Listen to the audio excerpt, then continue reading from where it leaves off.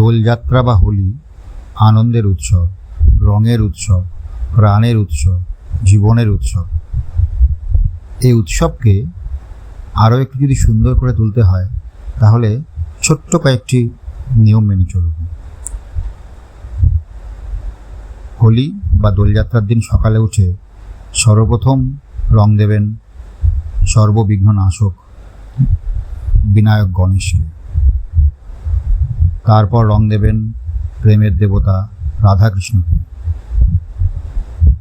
তারপর আশীর্বাদ প্রার্থনা করবেন আবির দিয়ে প্রণাম করে হরপার্বতী যুগলকে। এরপর আবির দিয়ে প্রণাম করবেন আপনার গুরুদেবের চরণে। তারপর দক্ষিণ বারান্দায় দাঁড়িয়ে এক মুঠো আবির উড়িয়ে দেবেন আপনার সেই সমস্ত স্বজনদের জন্য যারা আজ আর আমাদের সাথে নেই।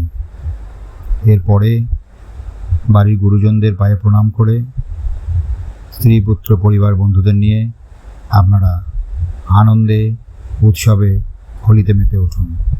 তবেই দেখবেন রবি ঠাকুরের ভাষায় রং যেন মোর মর্মে লাগে, আমার সকল কর্মে লাগে।